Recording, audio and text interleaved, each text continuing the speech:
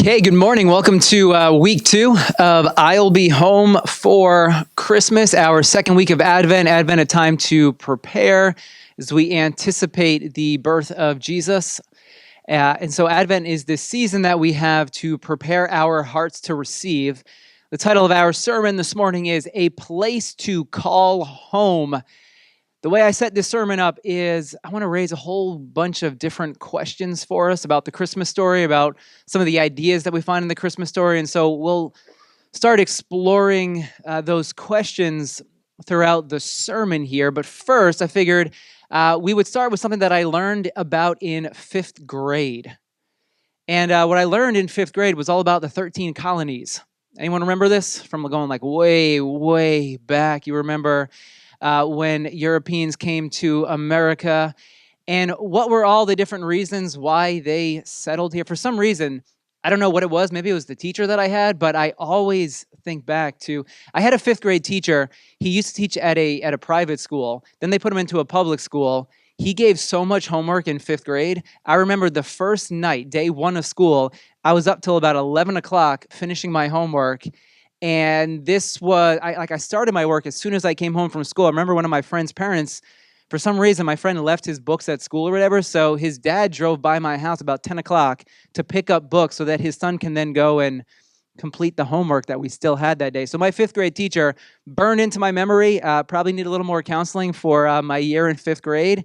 But I do remember all about the settlers coming here to America, and they came here because of famine. A little bit later, there was the Irish potato famine, which came a little bit later, obviously. But some people came over because of religious freedom. There was some persecution. They wanted to start a new expression of their faith. Lack of jobs in the old world, so they moved over here to the new world.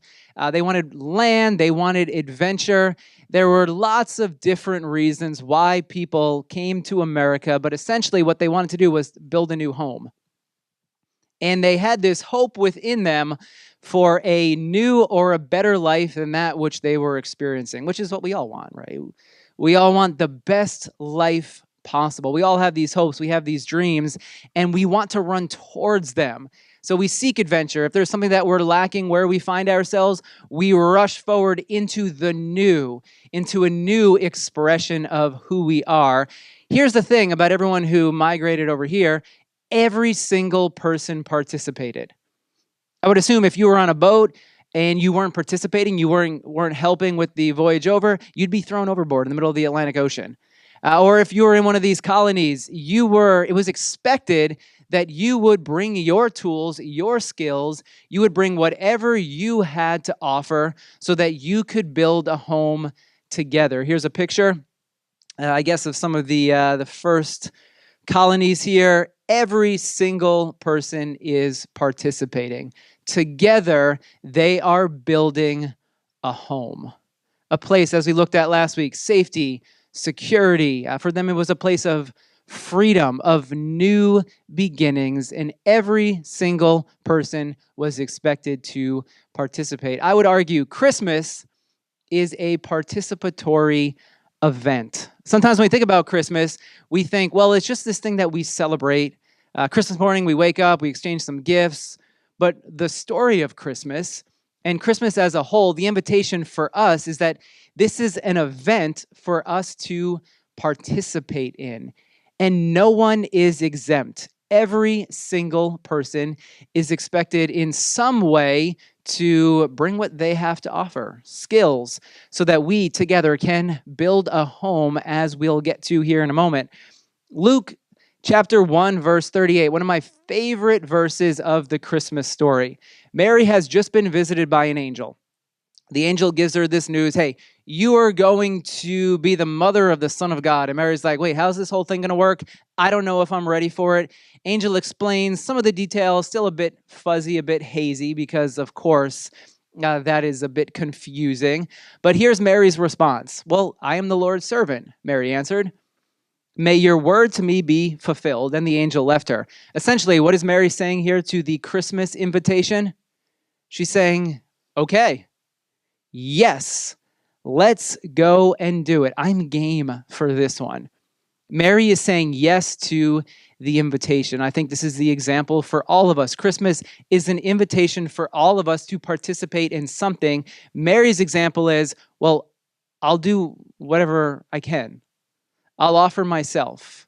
I will be a part of what God is up to in the world. Mary, I think she could have said no. Yeah, one of the questions, you probably have heard me ask this before, is how many others came before Mary? How many others said no to this invitation? And then Mary, we don't read about those, but you think anyone else, I think the angel came to anyone else like, hey, God wants to work through you. And the person's like, that's just too weird. It's too much for me. It's too much of a risk. There's too many unknowns, too many uncertainties. I'm going to say no to this. And who knows, maybe this was the fifth Mary, and this was the one who said yes, because that's how it works. We often say no to the things that God is inviting us into. Maybe we're not hearing correctly. Maybe we're distracted. Or maybe it's just a no, that's just too uncomfortable for me. But here we have Mary saying yes. Now, as the story continues, here we are, Matthew chapter 2, verse 13. Now, directions to the American Italian Club, if anyone needs those. Did you all write those down? Make the left, make the right. Anyone need them again? Okay, no worries. As the story continues, the Magi had just visited baby Jesus. They offered their gifts. When the Magi had gone, an angel of the Lord appeared to Joseph in a dream. Get up, take the child and his mother and escape to Egypt. Stay there until I tell you, for Herod is going to search for the child to kill him. Herod, at this point in the story, wants to kill Jesus. There is this threat right in the beginning of the Christmas story. So Joseph got up. He listened to the angel.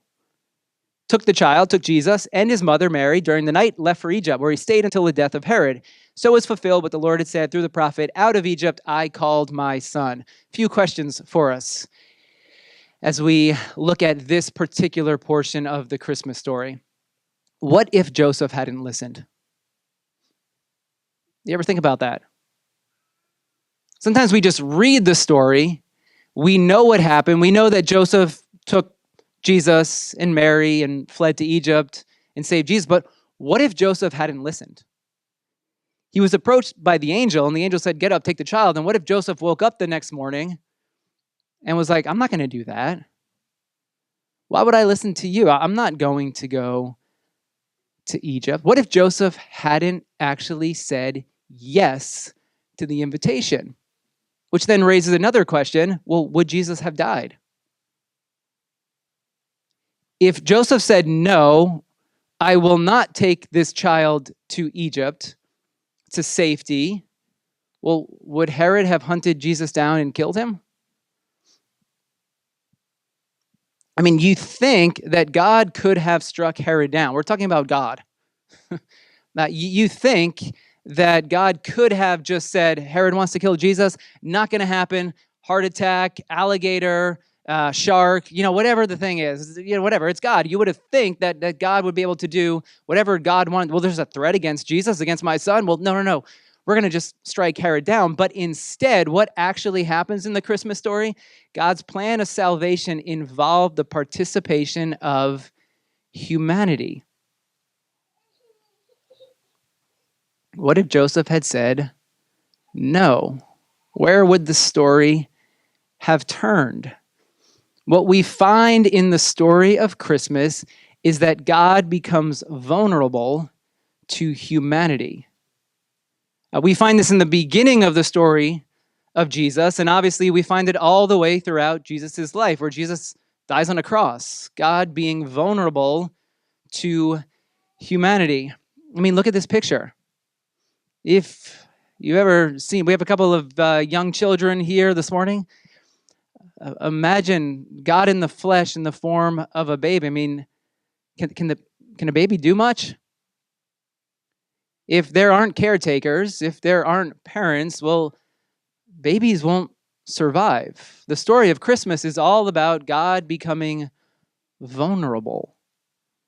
And God saying, I view humanity in such high regard that I am entrusting this child, the plan of salvation, into the hands of humanity, which is a very odd thing to think about. It's a very odd way for God to work. I mean, this is God we're talking about, and yet essentially God humbles himself and says, I am going to involve humanity in my plan for salvation. Jesus' survival depended on the willingness of Joseph and Mary to leave home and flee to Egypt. Now, a few side notes here. Egypt, if you know anything about Egypt in the Bible, Egypt is not looked upon kindly. Egypt is a place of slavery, of bondage. You don't go to Egypt. I mean, Egypt is the place that God rescued his people from. And yet here now we have Joseph, Mary, and Jesus going to Egypt, which tells me that the path of salvation travels through Egypt. The path for your salvation, that which you are longing for, the hope, the freedom that Jesus offers, that you're longing to receive in your life, well, you have to pass through your hardships. We all have to go through our Egypts to get to the other side. You can't avoid Egypt. So we see right here in the beginning of the story of Jesus. Jesus travels right to the heart of, call it despair, of slavery, of bondage, and travels through it and comes out the other side. Your salvation passes through challenges and hardships. I wish there was another way through it. I wish we could get around it, but we all know that life doesn't work that way. And no matter how much we try, to avoid pain and disappointment, inevitably it will show up in your life. And the invitation is to trust that Jesus is walking with us through all the hardships and challenges that we face, that Jesus knows what it's like to go through Egypt. You go through it in order to reach salvation. As we talked about last week, this is a cycle that we find all throughout the Bible.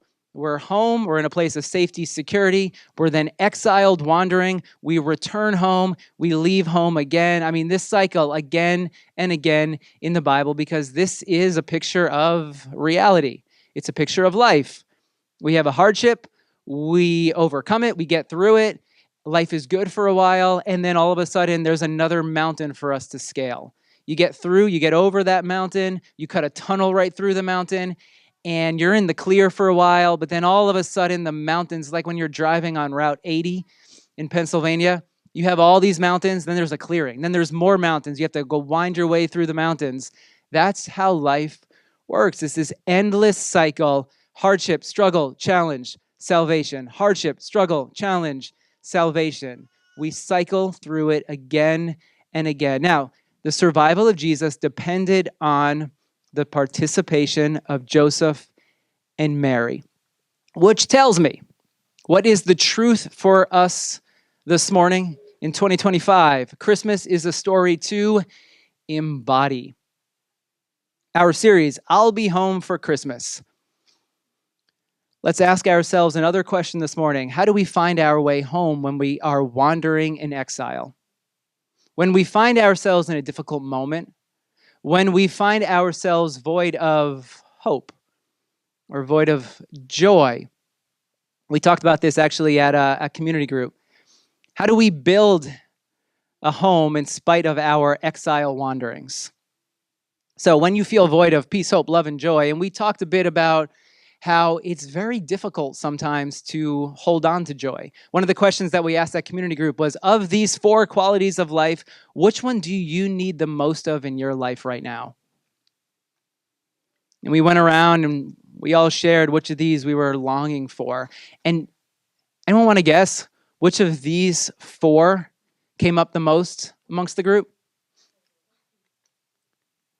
It was joy. I think they all were in there. Were they all in there?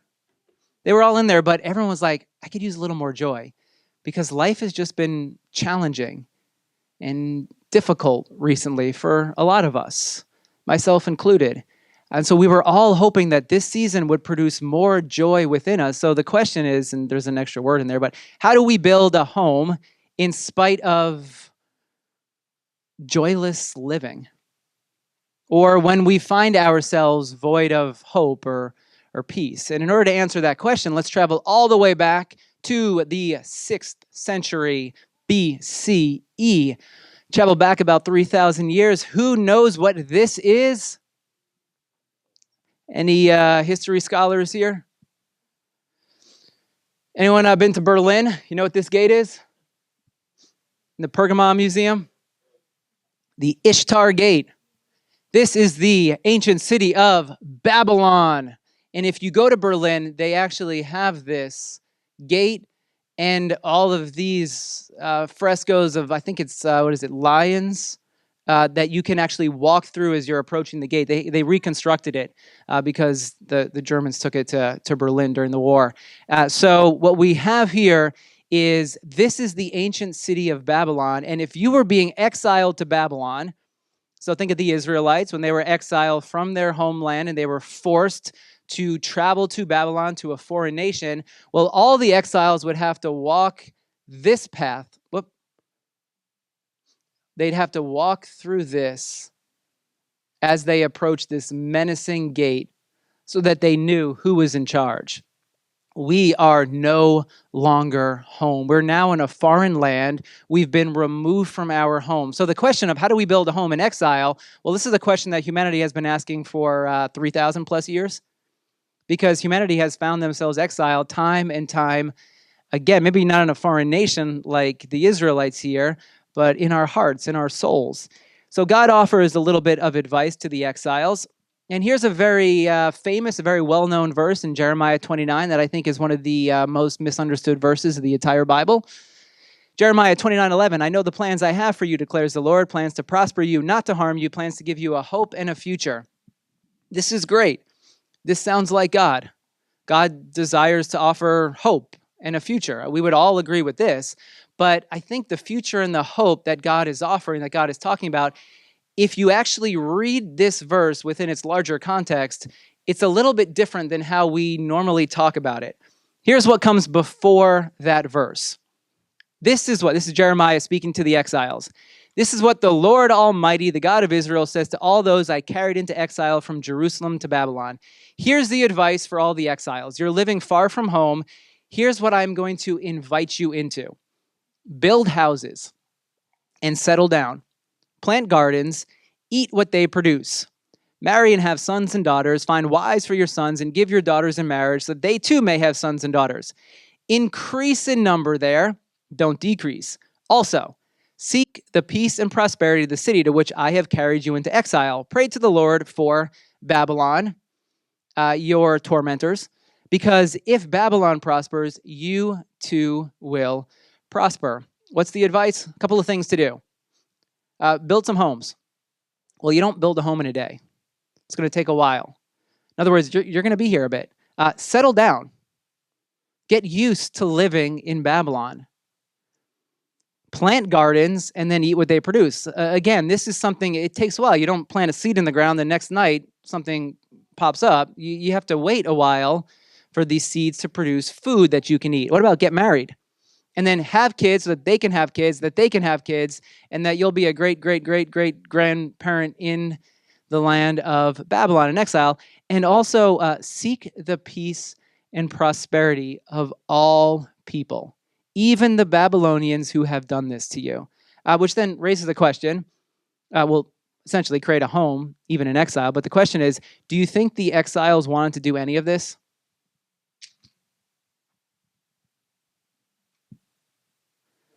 Yeah, of course not. Why would we want to get used to living here? And why would we want to pray for the people who did this to us? Why would we want to seek the prosperity of all? I mean, I'm all about seeking the prosperity of my group, the people that I like, but God's also inviting me to seek the prosperity of people that I disagree with, people that I actually have a loathing for. I have a plan to prosper you and give you hope, and that plan involves living in exile, settling down there, and actually caring for neighbors that you really don't care about. Does this sound... I mean, you can't even begin to describe. If you're hearing this advice, You're like, that's the best you have, God? That's the best hope that you have for us? I thought the future and the hope was that you were going to restore us and bring us home. And now you're telling us, create a home here in exile. Essentially, what God is saying through Jeremiah, don't allow your longing for what has been lost or what you don't currently have to lead to inaction. I find myself here a lot. I look at where I am, what I don't have, what I wish I had, maybe what someone else has, and say, oh, I wish I could have that. And because I'm wishing for the other thing that I'm looking at over here, I just end up sitting on the couch and don't actually do anything about my current situation. What about this? Don't allow your longing for what you've lost, what you don't have, to lead to bitterness. You ever find your heart there? Oh, this was ripped from me. Everyone else has this, and you can feel your heart beginning to freeze and close up a bit. What about cynicism? Don't allow longing for what's been lost in your life, what you don't have, to lead to a cynical heart. Here's our Advent question. We introduced it last week. Has living east of Eden, has living in exile threatened your peace, hope, love, and joy this year? As you find yourself wandering, as you find yourself removed from that which you truly desire and long for, have you felt hope, peace, love, and joy slipping through your fingers? And no matter what you try to do, you try to push those fingers together, but it's as if more and more it just finds itself. It's like sand through an hourglass. It's just slipping through. The longer you find yourself in exile, it's as if the less hope and joy you have within your heart. So the question then, based off of what we just read here in Jeremiah, is, well, how do you crack your heart back open? Because I think that's what we all want. When we find our heart freezing up, well, how do we get the blood pumping through our veins again? How do we get this happening throughout? You act. You show love to someone. What was the advice God offers to the exiles through Jeremiah? Seek the peace and the prosperity of all. Build a home here. Plant a garden. You extend an olive branch to someone. There's some unforgiveness, something has happened in a relationship. You take that step. You extend an olive branch. You extend forgiveness. You can't determine what someone else does. You can't control someone else's response to you, but you can control your response and how you act. You find a community to share life with. You focus on something that gives you hope, that gives you joy. We become so focused in exile. We become so focused on that which we don't have, but something changes within when we focus on something that actually does produce hope and joy within us. You do all of this even when you don't feel like it. This is what I have experienced in life countless times. I close my heart off. I don't want to love. I want to be a jerk because someone has done something to me. And I want to hold just that anger toward that person for as long as I can. And it feels good in the moment. You feel like, well, I can't let them get away with it because they've wronged you. They feel wronged by someone. But then you allow your heart to soften a bit. In my case, I allow my heart to forgive a little bit. And it's almost as if the very thing that I really want, this life of peace, hope, love, and joy, it's as if it actually begins to be produced within me. You take a step. You show an act of love. You move in the direction that you truly want to go in, and ever so slowly, it's as if your heart begins to thaw a bit. This was the advice that God was giving these. I know you don't want to be here. I know this is difficult for you, but start acting in a way of love toward each other first, and then allow it to expand and grow. You find things that you can place hope and joy in. You build a home here where you find yourself. Just like the first settlers here to America, everyone participated. If you want to find a place to call home, you have to act. If you want a home of peace, love, hope, and joy, you do the small things that moves your life in that direction, even if you don't feel like doing it. You force yourself to get off the couch. Even if it's a very, very small thing, you move in that direction. Now, this leads me to 2 Thessalonians chapter 4, starting in verse 16, another misunderstood portion of the Bible. Why are we building a home here? What are we looking to accomplish?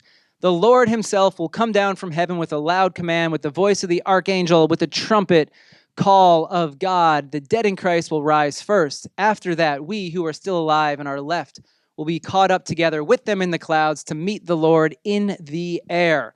So we will be with the Lord forever. Therefore, encourage one another with these words.